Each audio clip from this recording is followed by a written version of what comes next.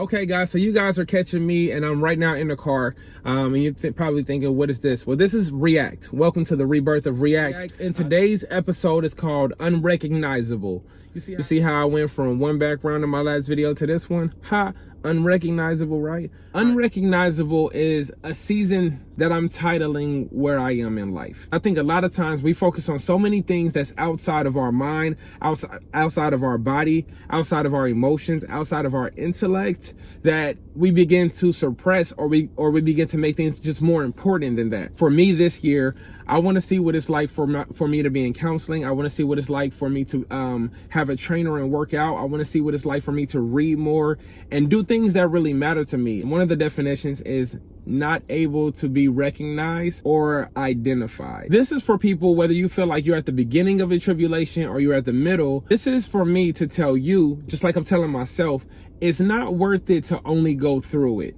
It's not worth it to get stuck in the middle. If you're going to cry, if you're going to lose sleep, if you're going to lose money, if you're going to be emotionally unstable, if you're going to be psychologically not in the best place or mentally or anything like that, you might as well not stop in the middle of it, or you might as well not stop while you're going through it, but you have to actually get through it. And that's the beauty of the reward. Always think about what's on the other side of struggle. So what's on the other side of depression, the struggle, is actually hope. What's on the other side of failure, the other side of it is actually is victory. What's on the other side of pain is pleasure. But the process to getting to pleasure, coming from pain, there is a process, there's a transition that we have to go through, and we have to respect and appreciate and learn to enjoy going through that process. For me, I want to be unrecognizable at the end of the process in a year's time, yet I have to enjoy the healing process and the pain of growing between point A and point Z. And sometimes it's just good for you to have the badge of your testimony or the scar of your testimony. And it's good for you to be able to look at your wounds and say, you know what, this one came from ... That one came from ... Those things may have been intended to hurt you or harm you, but you made it through it. The goal is not to get stuck in the middle of something and be upset. It's for you to get through it. One thing I want to really pull out and make sure I'm very clear about is this. Your transformation may not be for anyone else right now. This transformation might be so for you that you have to be really focused, hyper-focused on yourself during this time. With that being said, you may not get so many comments or compliments on your transformation. And I don't want you to focus on that part. For me, again, it's physically, it's mentally, it's spiritually, it's emotionally. I'm going through those different transformations, but if someone don't point out all the different things that I'm matriculating through, I'm not looking for that compliment. I'm looking for internal gratification. I'm looking for me to be proud of myself and the steps that I'm taking to intentionally be healed. Another thing about healing that I'm learning is healing is a continual process. It's a progressive process. I think about the scars that I have on my body. Even though the scars are healed, there are still certain psychological things that are triggered. For example, I got shot before. And so because I got shot, I think about sometimes when I hear fireworks and I twitch, or certain places that I may be, it may kind of pull me back to what happened on the day I got shot, which is now over 10 years ago. Yet I still have a thought, even though I'm healed, right? Physically, I'm healed. I still have certain traumas that's associated with that experience. It doesn't mean that I'm not whole. It doesn't mean that I haven't gone through. What it means is it's okay for me to have certain scars and sometimes want to challenge myself to make sure to ensure that I'm healed. And so while you're going through this transition or this transformation and this metamorphosis, what I want you to focus on is not the gratification that comes from everyone else. I want you to focus on the gratification that comes from you understanding where you are in your process. So if someone compliments you, all they're doing is acknowledging something that you already know. I'll accept someone potentially confirming what I already know I'm working on. It's a confirmation and not a validation.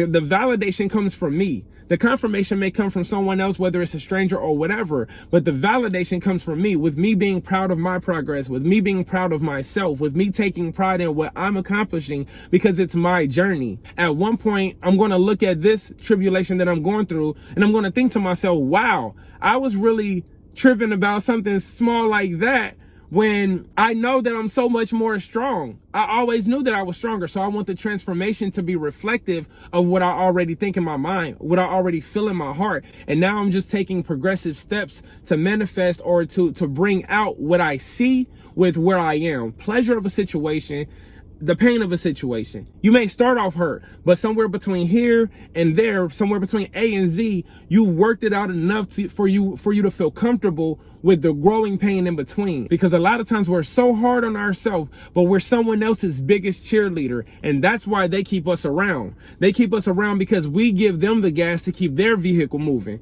But we have to also be the gas for ourselves to keep our vehicle moving. So no more carrying an extra tank of gas just to pour out someone else when you're on empty. Now that extra tank of gas, that extra tank of encouragement, that extra tank of mental capacity, that extra strength to pray for somebody else or to pour into someone else financially. Now I want you to be a little more reflective, and I want you to look at yourself and say, do I have this to give?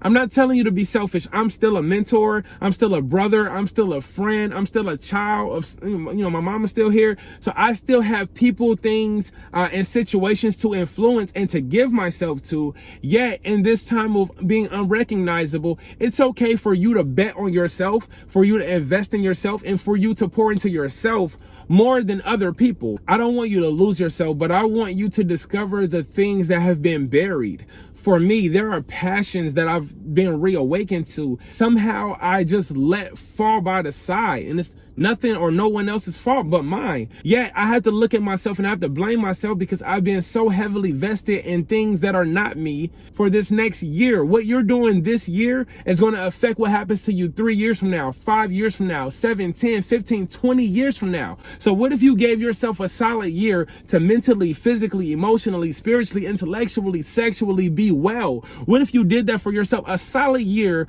of being able to make sure you're good, you're taking other people with you on the journey, but you're not financing everyone else's journey. You're not the main resource for everyone else's progress. Now you are more of a complementary player to something that everyone else can benefit from, but you're not the main star on someone else's team. You're the main star on your own team.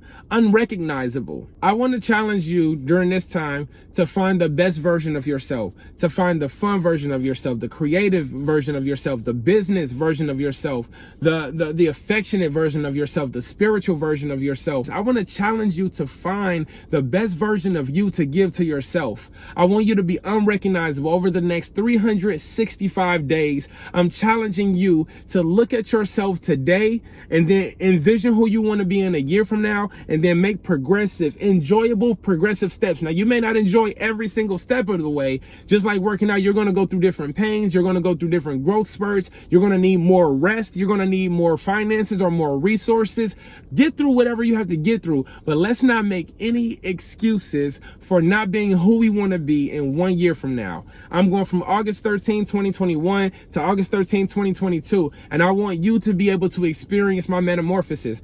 These React series are going to get better, which is why I started doing them mobily. The depths of what I talk about is going to get deeper. It's going to be better analogies, better metaphors, better everything. This is the rebirth of React, and it's going to be unrecognizable, mind-blowing. Stay tuned, because what I have in store for you, where you're going to be able to get, is going to be powerful. So over this next year, join me on this journey, and I promise, I give you my word, you will not regret it.